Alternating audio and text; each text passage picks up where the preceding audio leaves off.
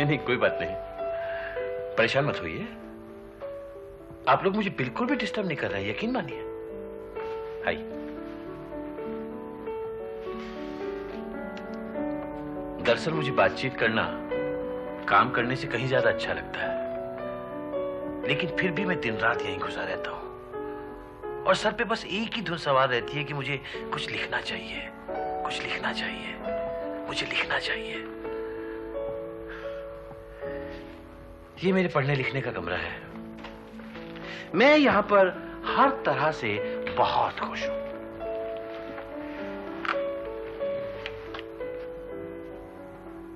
बस एक ही कमी लगती है मुझे, और वो है मिलने आने वाले लोगों की कमी। पता नहीं क्यों लोग लेखक से मिलने में कतराते हैं, संकोच करते हैं।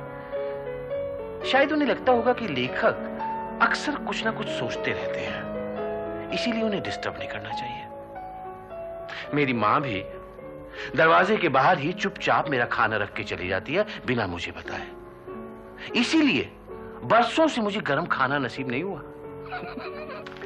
कभी कभी मुझे लगता है कि मैं पागल हूं। घबराइए मत, काटता वाटता नहीं हूं और न ही चीजों को तोड़ता उड़ता हूं। हाँ, भटकाव के दौरे अक्सर पड़ते हैं मुझे। जैसे जब मैं किसी से बात कर रहा हूं तो अचानक सामने वाले के शब्द मुझे सुनाई देना बंद हो जाते हैं। तब मुझे सिर्फ उसके होंठ हिलते दिखाई देने लगते हैं।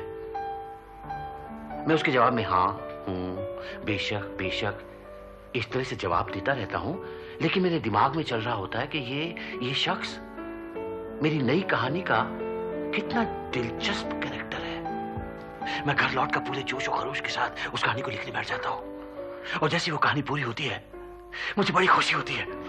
मैं उस कहानी को छपने के लिए भेजता हूं, और जैसे वो छप के सामने आती है मेरी सारी खुशी, मेरा सारा जोश ठंडा हो जाता है। फिर लोग उसे पढ़ते हैं और कहते हैं कि वाह, अच्छी है, काफी दिलचस्प कहानी लिखी है इस लेखक ने, लेकिन टॉल्स्टॉय वाली बात दूर दूर तक नहीं है। या फिर सुंदर है, लेकिन तुर्गेनेव का पिता और पुत्र इससे कहीं ज्यादा सुंदर है।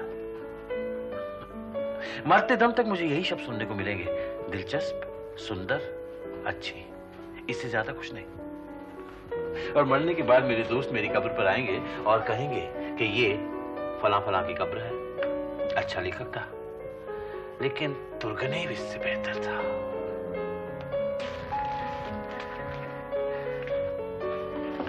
एक छोटी सी कहानी का आइडिया आया है अभी दिमाग में, जरा उसे नोट कर लेता हूं।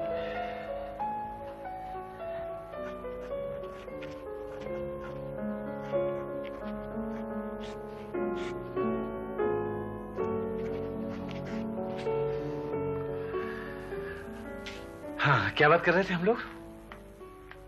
खैर छोड़िए, फिलहाल तो ये कहानी का आइडिया मेरे दिमाग में घूम रहा है। देखिए, शायद आपको भी पसंद आए। ये कहानी है जूलिया नामक एक लड़की की।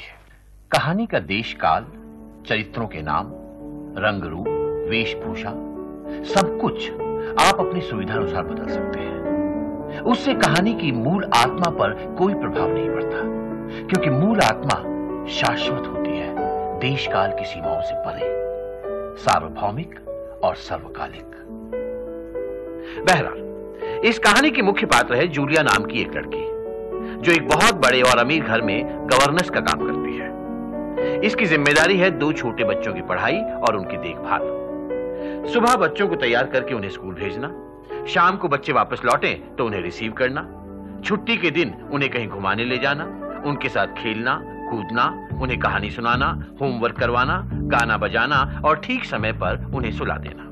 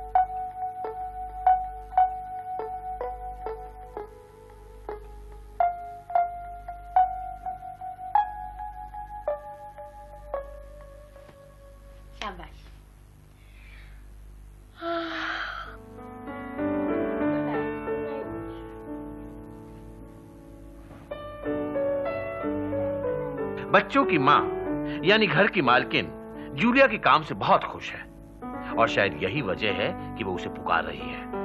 जूलिया,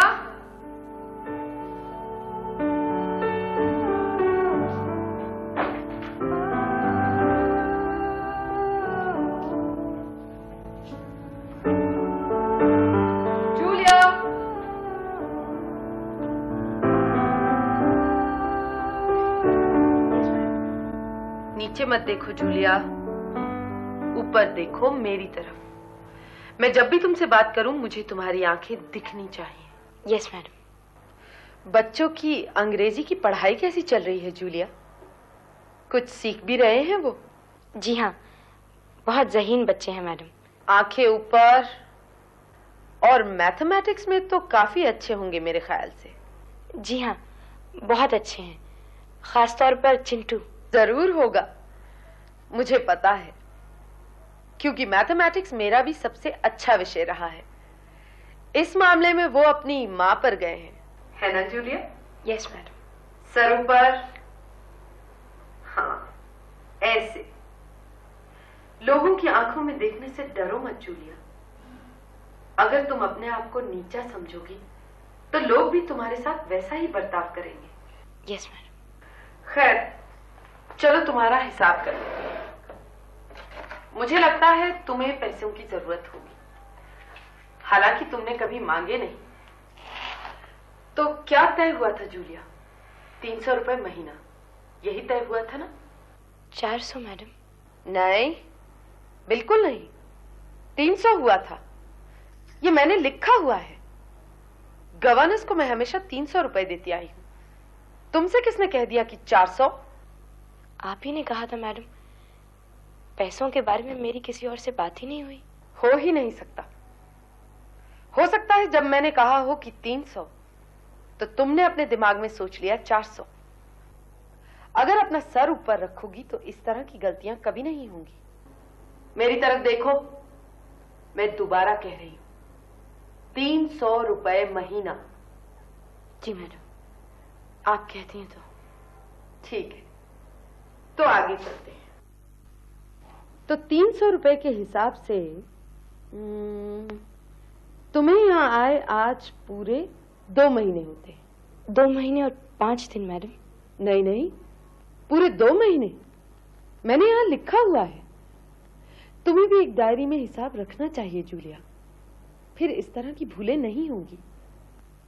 तो 300 रुपए के हिसाब से 2 महीने की तनख्वाह होती है 600 रुपए, ठीक? जी मैडम, थैंक यू मैडम। अब हम इनमें से 9 संडेज निकालेंगे। संडेज निकालने की बात तय हुई थी ना जूलिया? नहीं मैडम। आंखें आंखें, बिल्कुल तय हुई थी ये बात जूलिया। संडेज तो मैं हमेशा से निकालती आ रही हूं, इसलिए मैंने इस बात को नोट करना भी जरूरी नहीं समझा। क्या तुम्हें याद नहीं जब मैंने कहा था कि हम संडेज निकालेंगे? जी नहीं मैडम। कोशिश करो, याद आ जाएगा। नहीं याद आ रहा मैडम। तुमने ठीक से कोशिश ही नहीं की जूलिया। तुम्हारी आंखें इधर उधर भटक रही थी। सीधे सीधे मेरी तरफ देखो, मेरी आंखों में आंखें डालकर। अब बताओ, याद आया मैंने कहा था या नहीं? यस मैडम, कहा था। मुझे सुनाई नहीं दिया जूलिया? यस मैडम, कहा था आपने। शाबाश, मुझे पता था तुम्हें याद आ जाएगा। अच्छा, तो 9 संडेज और 3 हॉलीडेज, ठीक? तो मैडम, क्रिसमस और न्यू ईयर। और तुम्हारा बर्थडे, उसे मिलाकर 3। अपने बर्थडे वाले दिन मैंने काम किया था मैडम। किया था, लेकिन कोई जरूरत नहीं थी करने की। मेरी पिछली किसी भी गवर्नेंस ने अपने बर्थडे पर काम कभी नहीं किया। लेकिन मैंने किया था मैडम। लेकिन वो तुम्हारी गलती थी जूलिया। हम यहाँ हिसाब किताब कर रहे हैं, इसमें ऐसी चीजों की कोई गुंजाइश नहीं होती। खैर, मैं यहाँ सिर्फ 2 हॉलिडे लिखने को तैयार हूं, अगर तुम जोर देती हो तो। तुम जोर देना चाहती हो? मैंने काम किया था मैडम। तो तुम जोर दे रही हो? नहीं मैडम। ठीक है, तो कुल मिलाकर हुए 12 हॉलीडेज, यानी 120 रुपए कम हुए। अब वो 4 दिन जब बंटी बीमार था और 4 दिन तुमने उसे पढ़ाया नहीं था। लेकिन मैंने चिंटू को तो पढ़ाया था मैडम। लेकिन तनख्वाह तो तुम्हें 2 बच्चों को पढ़ाने की दी जाती है ना जूलिया? क्या तुम चाहोगी कि आधे काम के लिए तुम्हें पूरे पैसे दिए जाएं? जी नहीं मैडम। तो 4 दिन ये कट गए। अब 3 दिन वो हैं जब तुम्हारे दांत में दर्द था और मेरे पति ने तुम्हें लंच के बाद काम ना करने की परमिशन दी थी, ठीक? 4 बजे के बाद? 4 बजे तक तो मैंने काम किया था मैडम। मैंने यहां लिखा हुआ है, लंच के बाद काम नहीं किया। हम लोग लंच के लिए 1 बजे बैठते हैं और 2 बजे लंच खत्म हो जाता है, 4 बजे नहीं, ठीक? जी हाँ मैडम, लेकिन मैं ये 30 रुपए और कट गए। 30 और 40 हुए 70। 480 रुपए में से 70 निकाले तो कुल बचे 410 रुपए, ठीक? Yes madam, thank you madam. अब जनवरी की 4 तारीख को तुम्हारे हाथ से एक कप और सॉसर टूट गए थे। सिर्फ सॉसर टूटी थी मैडम। सॉसर के बिना कप किस काम का होता है जूलिया? बोलो। 30 रुपए और। फिर जनवरी की 9 तारीख को बंटी एक पेड़ पर चढ़ा था और उसकी जैकेट फट गई थी। मैंने उसे बहुत मना किया था मैडम। लेकिन उसने तुम्हारी नहीं सुनी और तुमने उसे चढ़ जाने दिया। 160 रुपए। फिर जनवरी की 14 तारीख को चिंटू के जूते चोरी हो गए थे। नौकरानी ने चुराए थे मैडम, आपने उसे खुद नौकरी से निकाल दिया था। लेकिन तुम्हें इतनी अच्छी तनख्वाह पर इसलिए रखा गया है ताकि तुम हर चीज पर नजर रखो। यह बात मैंने पहली मीटिंग में ही साफ कर दी थी। शायद उस दिन तुम मेरी बात सुन नहीं रही होगी। तुम मेरी बात सुन रही थी जूलिया, या तुम्हारा दिमाग आसमान में टंगा हुआ था? जी मैडम। क्या दिमाग आसमान में टंगा था? जी नहीं मैडम, मैं उस दिन सुन रही थी आपकी बात। शाबाश। तो ये कटे 98 रुपए और ओ हाँ, जनवरी की 16 तारीख को मैंने तुम्हें 100 रुपए बतौर एडवांस दिए थे। नहीं दिए थे मैडम। मैंने यहां लिखा हुआ है। नहीं दिए होते तो मैं लिखती क्यों, बताओ? मुझे नहीं पता मैडम। ये तो कोई जवाब नहीं हुआ जूलिया। अगर मैंने पैसे नहीं दिए थे तो मैं क्यों और कैसे इस रजिस्टर में लिखती? बोलो, जवाब दो। कोई जवाब नहीं। इसका मतलब मैंने जरूर दिए थे तुम्हें 100 रुपए, है ना? जी मैडम, अगर आप कहती हैं तो। मैं तो कह ही रही हूं भाई। इस सारी बातचीत का मुद्दा यही है कि हिसाब कायदे से होना चाहिए। तो अब 122 रुपए में से 100 रुपए गए तो बचे 22, ठीक? Yes madam.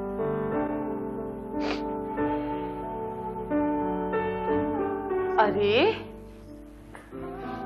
ये क्या, तुम रो रही हो? क्या बात हो गई? क्या ऐसा कुछ हो गया जिससे तुम्हारा दिल दुख गया? प्लीज जूलिया, मुझे बताओ। तुम्हारी आंखों में आंसू देखकर मेरा दिल तड़प रहा है। मैं किसी के आंसू नहीं देख सकती। मेरा दिल बड़ा ही भावुक और कमजोर है। बोलो जूलिया, क्या बात है? मैं जब से इस घर में आई हूँ मुझे सिर्फ एक बार पैसे दिए गए, और वो पैसे भी मुझे साहब ने दिए थे मेरे बर्थडे पर, 11 रुपए। अच्छा, क्या सचमुच? लेकिन ये तो मैंने अपने खाते में नहीं लिखे।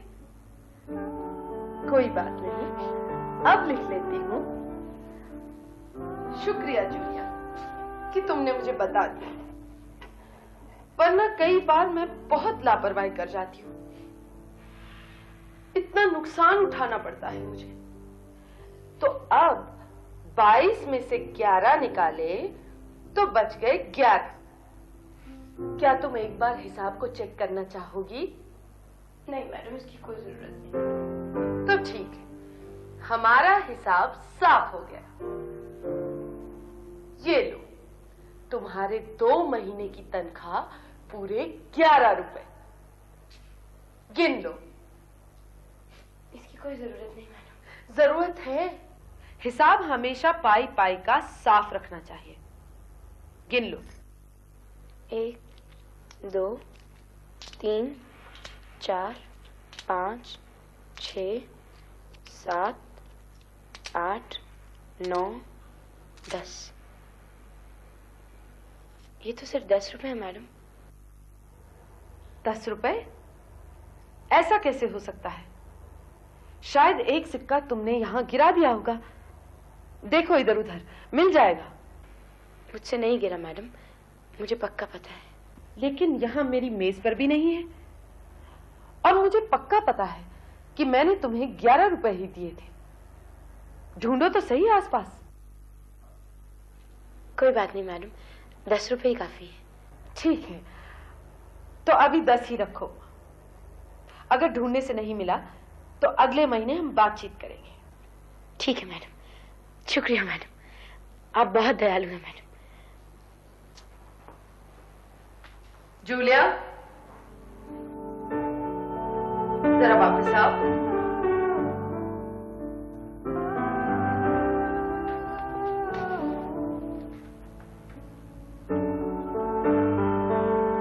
तुमने मुझे शुक्रिया क्यों कहा जूलिया?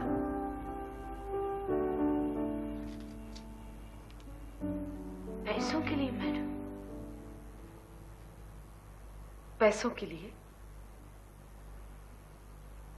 तुम्हें पता है मैंने तुम्हारे साथ क्या किया है?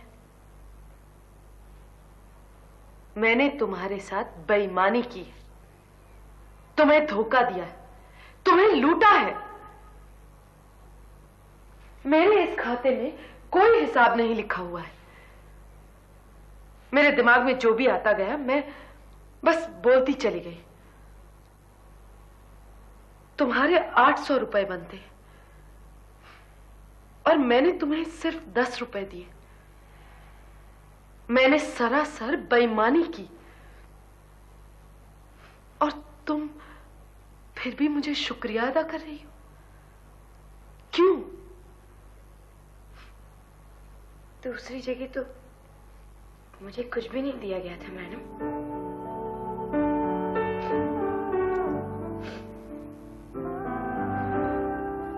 उन लोगों ने तुम्हारे साथ मुझसे भी ज्यादा बेईमानी की। खैर, ये सब एक मजाक था जूलिया, तुम्हारे लिए एक भयानक सबक, क्योंकि तुम लोगों पे बहुत ज्यादा भरोसा कर लेती हो, जो आज की दुनिया में बहुत ही खतरनाक बात है। मैं तुम्हें तुम्हारे 800 रुपए ही दूंगी। देखो, मैंने पहले से रुपए यहां रखे हैं। लो, ले लो।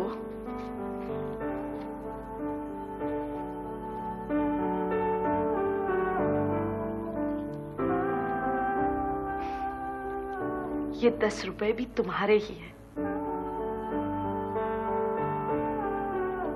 Thank you madam. Thank you very much madam. Thank you madam. Thank you very much. Julia,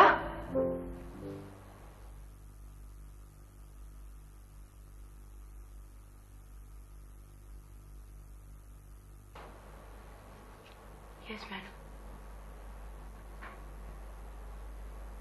क्या कोई इतना कमजोर, इतना कायर हो सकता है? तुम विरोध क्यों नहीं करती? अपनी आवाज क्यों नहीं उठाती? जुल्म और अन्याय के खिलाफ चीखती चिल्लाती क्यों नहीं? विद्रोह के लिए कदम जमाकर खड़ी क्यों नहीं हो जाती?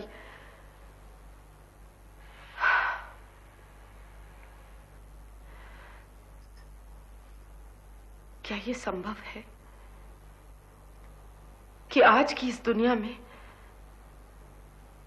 कोई तुम्हारी तरह इतना सीधा, इतना मासूम और माफ करना इतना बुद्धू हो? जी हाँ मैडम, संभव।